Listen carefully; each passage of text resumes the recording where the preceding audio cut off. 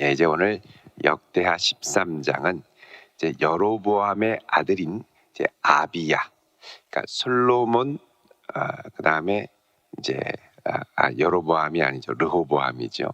이제 르호보암 그리고 그 아들 아비야로 이어집니다. 그러니까 솔로몬 그리고 그 아들 손자 때까지 이제 3대에 걸쳐서 이제 왕가가 이어지는 것을 우리가 볼 수가 있죠.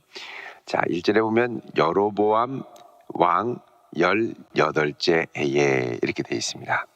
여러분, 이 여로보암은 솔로몬을 배반했던 역군이었습니다. 근데 그 역군이 다스린 지 18해가 지나고 아비야가 유다의 왕이 되었다 그럽니다. 여로보암이 이제 18년간을 다스리고, 이제 오늘 말씀에 보면은 이 여로보암이 오늘 본문에 나오는 전쟁, 18년째의 전쟁 이후로 하나님의 치심을 입어 20절에 보면 죽게 되죠.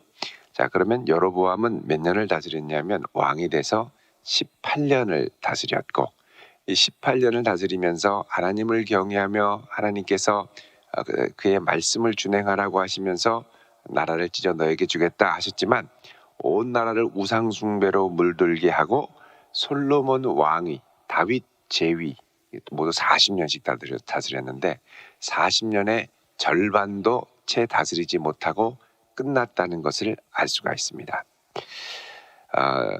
이거 보면은 사람이 하나님을 떠나서 자기 힘으로 무엇인가를 이룰 것 같더라도 하나님을 떠나면 정말 제대로 이룰 수 있는 게 별로 없다라는 것을 알게 되죠. 자, 그때에 이제 르호보암의 아들인 아비야가 유다의 왕이 되었다 그럽니다. 여러분, 이 아비야라는 말은 이제 이름 자체가 뜻이 아비야, 아비, 나의 아버지는 야훼다 이런 말입니다. 그러니까 나의 아버지가 여호와다. 아주 신앙적인 이름이죠. 그런데 좀 뭔가 깨림칙한 게 2절에 이 아비야는 예루살렘에서 몇 년을 다스립니까? 3년밖에 다스리지 않았습니다. 만약에 하나님을 경외하는 제대로 된 신앙이라면, 하나님이 기뻐하셨던 왕이라면 사실은 3년은 너무 짧고 아쉽고 적어도 여로보암만큼은 다스려야 되지 않을까 하는 생각을 누구나 갖게 됩니다. 그럼 분명히 이 아비야에게는 이제 오늘 본문에는 아주 승승장구하며 하나님께 영광을 돌렸지만 분명히 무엇인가 문제가 있을 수 있습니다. 여러분, 이 역대하 말고 열왕기상 15장에 보면 이 아비야에 대한 소개와 활동이 나오는데 오늘 본문의 내용은 나오지 않습니다. 근데 의미 있는 몇 가지 표현들이 있습니다. 여러분 한번 보십시오. 열왕기하 15장 보시면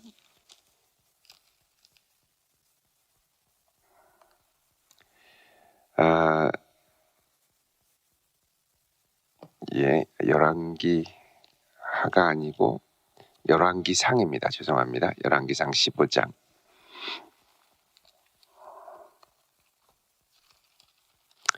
자, 열왕기상 15장에 보면 먼저 15장 1절에 느밧의 아들 여로보암 왕 18째 해에 아비얌이 유다 왕이 되고 이렇게 돼 있죠.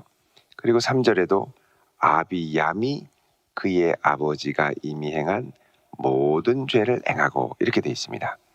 그러니까 여러분, 여기 이 역대하에는 아비야로 나왔는데 이름이 여기는 아비얌으로 나와 있습니다. 우리가 생각할 때는 아비얌은 좀 더 귀여운 표현이다. 아비얌 이렇게 생각할 수 있지만 그게 아니라는 거죠. 여러분, 이 아비얌이라고 할 때 이 얌은 뭐냐면 그러니까 바다의 신을 말합니다. 우상이죠. 아비얌, 다른 말로 하면 내 아버지는 바다신이야, 이런 말입니다. 그러니까 이게 말 하나로 의미하는 바가 확 달라지죠. 여호와, 내 아버지는 여호와, 야훼가 나의 아버지다라고 고백하는 신앙과 바다신이 내 아버지, 리워야단이 내 아버지다라고 하는 것과는 천지차이인 거죠. 그러니까 다른 말로 하면 젊을 때 우상 숭배에 빠졌을 가능성이 상당히 큽니다. 3년밖에 통치하지 못한 이유가 열왕기상의 이 이름 안에 아주 깊이 내포가 되어 있습니다. 이 열왕기상에 보면은 그 아비암에 대한 평가도 그렇게 좋진 않습니다. 3절에 보면 아비암이 그의 아버지가 이미 행한 모든 죄를 행하고 그의 마음이 그의 조상 다윗의 마음과 같지 아니하여 그의 하나님 여호와 앞에 온전하지 못하였으나 제대로 못 다스렸습니다. 근데 하나님께서 왕위를 맡기고 하게 한 것은 사실 4절에 다윗으로 인해서 그렇다는 거죠. 다윗을 위하여 어쨌든 등불이 이어갈 수 있도록 하셨다는 겁니다.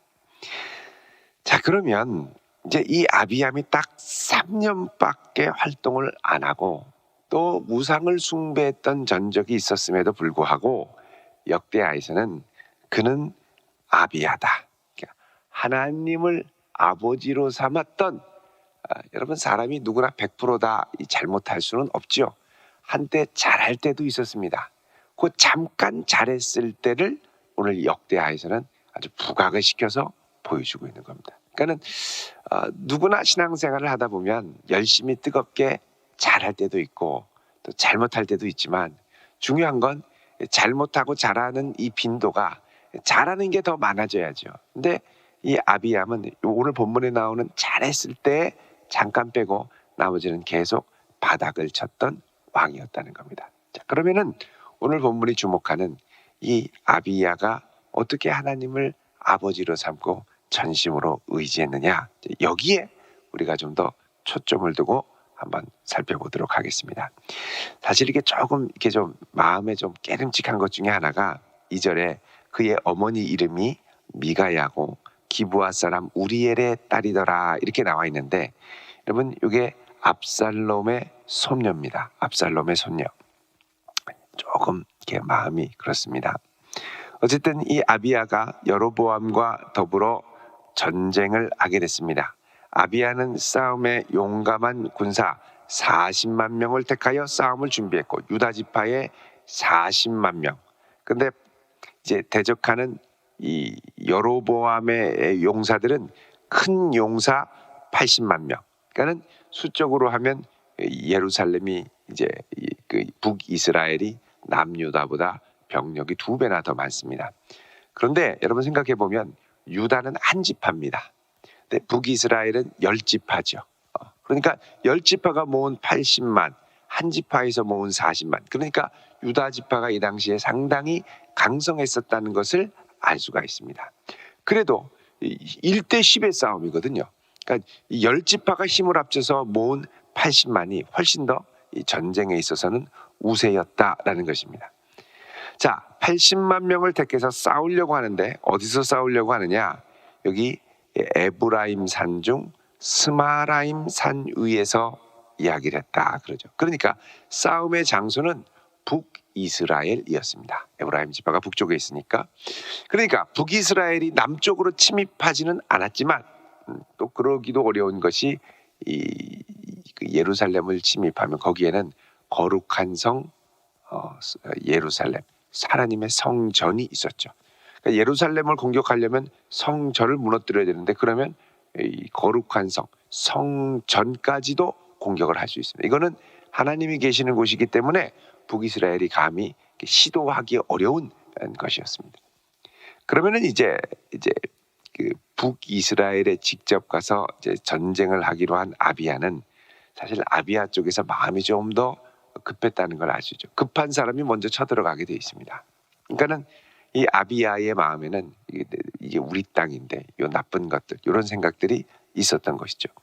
자, 거기 가서 스마라임 산 위에서 이제 여로보암과 이스라엘의 80만 대군이 모여 있을 때 그들을 향해서 이렇게 이야기를 합니다.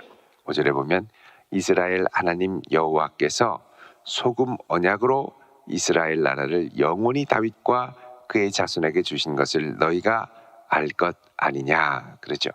자, 여기 이제 소금 언약이 나옵니다만 이 소금 언약은 우리가 레위기 2장을 묵상하면서 함께 봤던 겁니다. 레위기 2장 13절에 보면 하나님께서 영원한 소금 언약으로 이스라엘 백성들을 맹세하셨다 이렇게 얘기하죠. 그러니까 소금 언약은 부패하지 않게 하는 끝까지 보존하는 언약, 영원한 언약을 상징합니다. 자, 이렇게 소금 언약으로 이스라엘 나라를 영원히 주셨는데 이 솔로몬의 신하였던 느밧의 아들 여로보암이 6절에 자기의 주를 배반하고 남봉꾼과 잡배가 모여 스스로 강하게 되어 솔로몬의 아들 르호보암을 대적하였지만 그때 르호보암이 어리고 마음이 연약하여 그들의 입을 능히 막지 못하였느니라. 이게 사실은 약간 자의적인 해석입니다. 사실 그때 르호보암이 기회가 있었고 원로들의 말만 잘 들었어도 이렇게 분리되는 것을 막을 수 있었죠. 근데 지금 이제 탓 돌리는 건 거의 너희들이 그렇게 아주 배반을 해서 그렇게 된 거야 하면서 전적으로 이스라엘, 북이스라엘의 탓으로 돌리기 시작합니다. 자, 그러니까 역사를 바라보는 관점은 사실 이 아비야도 좀 왜곡돼 있다고 볼 수 있습니다. 자기만의 전쟁의 정당성을 확보하려고 얘기를 하지만 사실은 잘못한 게 있었죠. 8절에 이제 너희가 또 다윗 자손의 손으로 다스리는 여호와의 나라를 대적하려 하는구나. 너희는 큰 무리요 여로보암이 너희를 위하여 신으로 만든 금송아지들이 너희와 함께 있도다. 자, 벌써 여기에 금송아지 숭배가 이 당시에 만연했다라는 걸 알려줍니다. 나는 하나님을 섬겼어야 될 북이스라엘이 이제는 무엇을 섬깁니까? 금송아지와 함께 한다는 겁니다. 그러나 너희가 아론 자손인 여호와의 제사장들과 레위 사람을 쫓아내고, 자, 금송아지 섬기면서 레위 사람들과 제사장들을 쫓아냈습니다. 자, 레위 사람들은 자기 분깃이 없어서 이스라엘 전역에 흩어져 살았죠. 근데 북이스라엘 10지파에 살던 레위 사람들을 다 쫓아내 버렸다는 겁니다. 그리고 이방 백성들의 풍속을 따라 제사장을 삼았다. 자, 이제는 이방 백성들의 이방신들을 섬기는 이방제이들이 들어오고 금송아지 제이들이 들어왔는데 제사장을 누구를 삼았느냐? 누구를 막론하고 어린 숫송아지 한 마리, 순양 7마리를 끌고 와서 장립을 받고자 하는 자마다 허무한 신들의 제사장이 될 수 있도다. 그러니까 벌써 이게 성직 매매가 이루어졌습니다. 재물만 좀 두둑히 가져오면 원하는 제사장을 다 만들어준다는 거죠. 금송아지 제사장, 또 바알신의 제사장, 아스타롯 제사장. 그러니까 나 하고 싶다고 끌고 오면 제사장 노릇을 할 수 있게 해준다는 겁니다. 10절에 우리에게는 여호와께서 우리 하나님이 되시니 우리가 그를 배반하지 아니하였고 여호와를 섬기는 제사장들이 있으니 아론의 자손이요 또 레위 사람들이 수종을 들어 아침 저녁으로 여호와 앞에 번제를 드리고 분향하며 깨끗한 상에 진설병을 넣고 금잔대 등에다가 저녁마다 불을 켜나니 우리는 우리 하나님 여호와의 계명을 지키나 너희는 그를 배반하였느니라. 자, 그래도 유다가 역사 해석은, 역사 관점은 조금 나름대로 자의적으로 왜곡되게 했었지만, 편파적으로 했었지만, 그래도 확실한 것은 뭐냐? 적어도 이 남유다는 하나님의 말씀대로 살기 위해 애를 썼다는 겁니다. 연약하고 부족해도 하나님의 말씀을 벗어나지 않으려고 몸부림쳤다. 12절에 하나님이 우리와 함께 하사 우리의 머리가 되시고 그의 제사장들도 우리와 함께하여 전쟁의 나팔을 불어 너희를 공격하느니라. 그러면서 이스라엘 자손들아 너희 조상들의 하나님 여호와와 싸우지 말라. 너희가 형통하지 못하리라. 자, 너희들 우리와 싸우는 건 하나님과 싸우는 거야. 이렇게 얘기를 합니다. 왜 그렇습니까? 지금 우리가 하나님 편이기 때문에. 그래서 여러분 지금 이 이스라엘과 북이스라엘과 남유다의 전쟁의 승패는 전력의 많고 적음이 아니고 누가 하나님 편에 섰느냐가 전쟁의 승패를 가늠하게 된다는 것입니다. 그래서 누가 과연 하나님 편에 있느냐? 너희들이 하나님 편에 있느냐? 우리가 하나님 편에 있느냐? 우리가 있다라는 거죠. 그러니까 우리를 대적하면 하나님을 대적하는 것이니까 공격하지 말라라는 것입니다. 여러분 다른 건 몰라도 이 아비야는 적어도 여호와 중심의 신앙으로 무장을 했고 전쟁을 할 때 정당성이 분명했습니다. 우리는 하나님의 편이라는 거죠. 그러니까 여러분 우리가 어떤 문제 앞에 늘 고민하는 것은 내가 이 문제를 해결하기 위해 얼마나 많은 수의 사람들과 얼마나 많은 자원들을 동원할 수 있느냐, 이 문제가 해결될 수 있느냐? 이거 갖고 고민합니다. 그러니까 이 문제가 해결될 수 있느냐라는 이 질문의 배후에는 이제 이 질문, 이 문제가 내 중심적으로 해결돼야 된다. 내 편이어야 된다라는 전제가 항상 깔려 있습니다.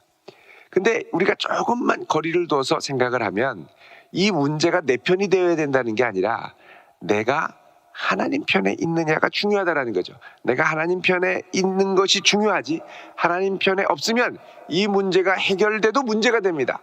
그러니까 하나님 편에 내가 있으면 이 문제가 해결되고 해결되지 못하고는 부차적인 겁니다. 해결되지 않아도 내가 하나님 편에 있으면 이걸 통해 하나님이 영광을 받으시고 다른 역사를 반드시 일으키실 겁니다. 그런데 내가 하나님 편에 없으면 문제가 해결돼도 그걸로 또 다른 문제가 생기게 되는 거죠. 인위적으로 해결하고 나면 또 다른 후폭풍이 생기게 됩니다. 그래서 문제가 해결되든 해결되지 않든 더 중요한 건 이 문제 앞에 내가 과연 어느 편에 설 수 있느냐. 문제 앞에 하나님 편에 서게 되면 하나님이 원하시는 방식으로 문제가 해결이 됩니다. 근데 내가 문제 편에 서면 내가 원하는 방식으로 문제를 해결하게 되죠. 결과는 많이 차이가 납니다. 시간이 갈수록. 그래서 중요한 건 전쟁 앞에 과연 이 전쟁 앞에 나는 누구 편에 서 있느냐. 지금 아비야가 하는 질문이 이겁니다. 선언이 이겁니다. 우리는 하나님 편에 서 있는데 너희는 금송아지 편에 있지 않느냐. 그런 고로 너희들이 우리를 대적하는 것은 하나님을 대적하는 것이다. 이렇게 얘기를 하는 겁니다. 자, 그런데 이 여로보암이 이 아비야가 이렇게 일장연설을 하며 믿음으로 똑바로 서야 된다고 전쟁의 정당성을 아주 논리정연하게 설명을 해도 여로보암 귀에는 그게 들리지가 않습니다. 여로보암의 마음에는 오직 전쟁에 이기고 싶은 마음뿐, 수단과 방법을 가리지 않고 이기고 싶은 마음밖에 없는 거죠.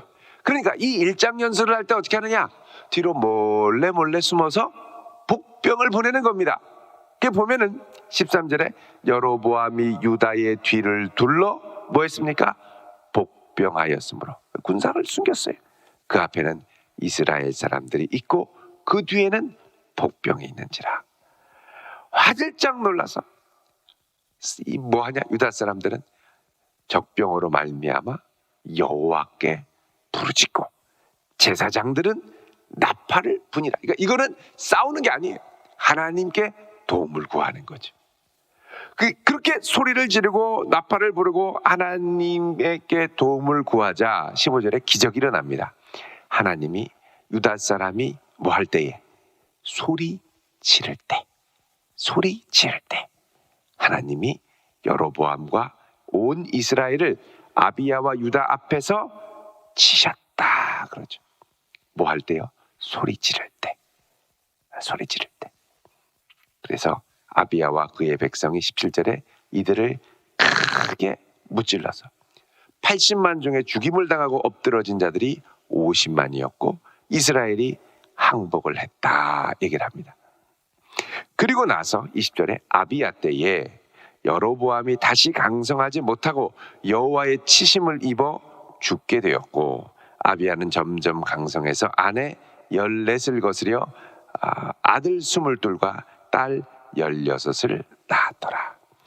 여러분 이게 이제 아비야가 여로보암이 다시 강성하지 못하게 여로보암이 다시 강성하지 못하게 이제 기여한 것은 분명한데 21절에 이게 점점 강성했다고 하지만 사실 3년 만에 끝나게 되거든요. 그의 왕위가. 근데 그 3년 왕이 끝나는 동안 어떻게 했냐? 아내 14을 거느리고 아들 22과 딸 16을 낳았다 그럽니다. 그러니까 전부 38명을 아내 14을 통해서 낳는데 이게 이제 누구를 따라하는 거냐? 솔로몬 흉내 내는 겁니다. 솔로몬 흉내를 내는. 그러니까 그 잠깐 하나님이 승리 주시고 하니까 그 전형적인 왕의 행세. 말을 많이 두고 아내를 많이 두지 말라고 하나님이 사무엘 때 분명히 얘기했죠.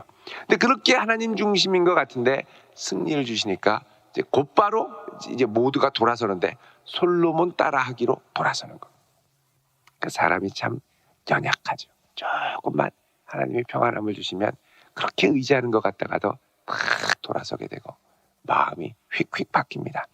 그래서 여러분 평생 내 편으로 나 중심으로 내 뜻대로가 아니라 평생 내가 하나님 편이 되고 하나님의 뜻대로 하나님의 방식대로 나의 문제를 해결하며 나아가는 성도 될 수 있기를 축원드립니다.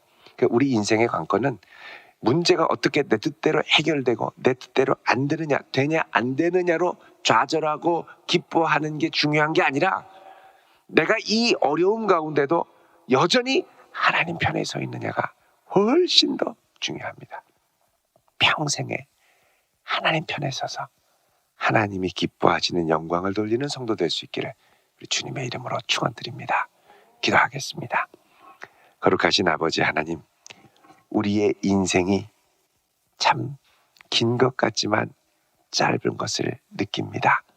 거룩하신 아버지 하나님, 길지 않은 이 인생 평생을 살아가는 동안 하나님 편에 서는 자가 되게 하옵시고 하나님만을 기쁘시게 하는 자가 되게 하옵소서. 오늘 이 아침 주 앞에 감사함으로 기도의 제목으로 예물을 드리오니 주여 기쁘게 받으사 응답하여 주옵소서. 예수님의 이름으로 기도드리옵나이다. 아멘.